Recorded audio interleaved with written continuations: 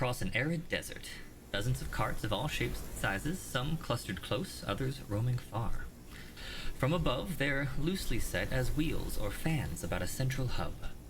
Some carts roll at so great a distance as to be barely visible, and yet still traveling each day at the same pace for the same time with all the others. Some carts seem to come and go, and others are only there when you've forgotten to look for them. Each cart is unique, though some more so than others, and they express the personalities of their owners as best they are able. The sand and the weather are not kind to decoration, but the people do their best with what they have. At the back, the backpack, the very last cart rolling in the collection of so very many, trundles along a cart of plain, battered wood. The wood is old and weathered. The wheels look as though they've been repaired more times than your mother told you to finish your dinner, which is impossible because you know for a fact that she said that a gazillion times. The cart is small compared to most, though still larger than a few, and houses a single man inside. Ignatius Oster lives and rides in that cart at the very end of the train. He cannot walk for long, as his feet don't work too well any longer, and so most days he can hardly do more than crawl to the seat at the back of his cart. His face has more wrinkles than you think any person has the good sense to gather, and though he's currently shorter than a dwarf, he was probably a good bit taller once upon a time. Ignatius can't walk because his feet don't work well, but he makes up for it with his hands and his voice. He spends his waking hours, few though they may be, entertaining the children. They walk behind the caravan every day that's a moving day, after a gentle shove out from underfoot by their parents or guardians. They walk behind and listen to Ignatius as he tells stories. Ignatius never tells the same story twice. He has almost as many stories as he does wrinkles, but that's probably just as impossible as that other thing was. The only problem with Ignatius is that while he never runs out of stories, he also doesn't tell very good stories.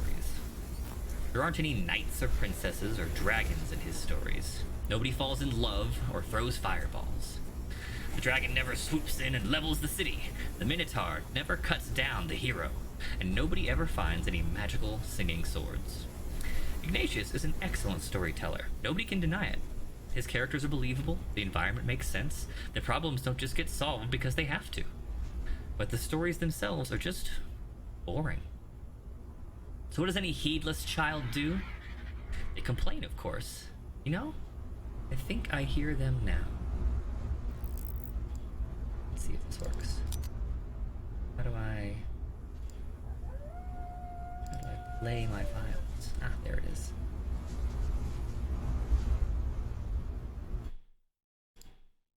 Our intrepid hero found themselves facing their most dire foe yet. Deep in the hollow cave, where even shadows go to die, there slept an ancient evil, a dust jackalope lying in wait with sinister intent and malice in its little dust eyes. What do you do?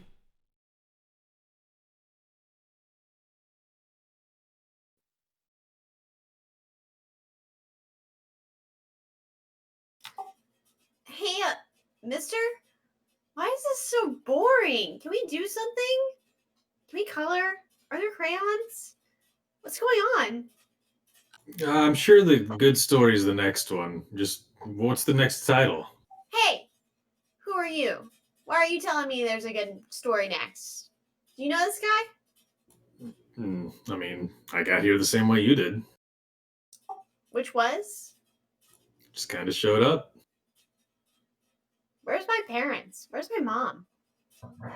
At this point, My feet hurt.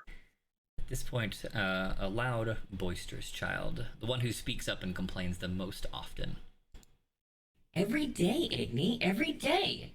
Why can't you just once tell us a fun story, a good story? Heck, even a scary story. Something, Igni. Are we Something that isn't about people You being can't hear it? people. No. Oh, no. Boring. We just Wait, could you hear the last audio? No. I heard the desert sounds, but then you said, What do you do? I was Wait, like, yeah. wait, you just I just sat there in silence for a long time, and you heard Oh, nothing? really? Oh my god. Yeah. Oh my god. yo, Oh no, okay. I thought you were waiting on the same promise. No, my bad, sorry. I know, Let me play his audio. Yeah, like nod if you hear it this time. Our intrepid hero found A little themselves bit. facing their most I can make dire it turn my foe volume. yet. Deep in the hollow cave, where even shadows go to die, there slept an ancient evil, a dust jackalope lying in wait with sinister intent and malice in its little dust eyes. Then you complained. That's what makes a lot more sense. You know, Yes. you get it? Okay, yeah. Oh, okay, we're following. So he told a story about a dust bunny, a big scary It's dust sort bunny. of very exciting. Yes, I was into it, All to be right. honest. Then the boisterous child speaks up. Every day, Igni, every day. Why can't you just once tell us a fun story, a good story? Heck, even a scary story. Something, Igni. Something that isn't about people being people. Peopling is boring. Who cares if they planted flowers and their wife came home and they ate dinner and were happy? My parents do that all the time. Igni looks upset. He looks insulted that his exciting, wonderful story is not being appreciated.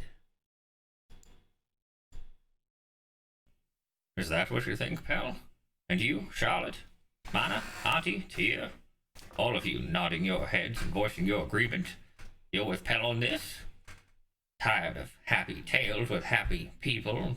Tired of people just being people and living their lives? Ready, are you, for the exciting world outside of their gardens? For danger, daring, and destiny, eh? He looks out over the crowd. Yes, we're very much ready for this. I mean, all those stories about accountants are pretty cool, but yeah, I think something new and exciting might be just what we need. Yeah. Okay. Looking around, it seems that you and the others have reached a unanimous decision. You're definitely old enough for some excitement. No more stories about children and their doggies. No more boys becoming bakers and having wives and children. It's time for something interesting to happen for a change. Pell looks unconvinced. That's the boisterous boy's name. He's heard it all before. He knows Igni is just going to get everyone's hopes up and then tell a story about the true horrors of defeating the unkillable weed outside of a country manor. Igni gathers himself up to spin an old tale, one he hasn't told for a long time. And the telling brings back just a hint of that old vitality, smoothing out a few of his wrinkles and taking some of the croak from his weathered voice. In a region far to the east, grassy plains dominate the land. Verdant forests dot the landscape, joining hills and the occasional... Oh no! It forced it to stop when I transitioned you. Oh, we'll go again. In a region far to the east, grassy plains dominate the land. Verdant forests dot the landscape, joining hills and the occasional mountain, but mostly there is lush green grass. A young civilization, relatively speaking, just settling down from a life of nomadic tribalism, is beginning to sprout villages. Natural landmarks like springs and rivers are beginning to grow people alongside or around. A century or so passes, and the plains are dotted with small villages and the occasional town. One might even refer to the big one as a city, but we won't get there till later. Let's start in a smaller one, or your size, huh? The village of Sweet Spring is barely more than a crossroads. Only a few decades old, it popped up along the intersection of two major travel paths next to a spring that bore a naturally sweetened water. As with all settlements like this one, first came an inn and a stable, then a merchant or two and their families, then people just kept deciding to stay. And now there's just over a dozen families, and they've put up a small wall to keep minor threats out, and they've decided to name their home Sweet Spring. Ah, but there's a problem, you see. There has to be a problem, right? No story without a problem, and this one's a doozy of a problem. One that can't be solved without proper heroism.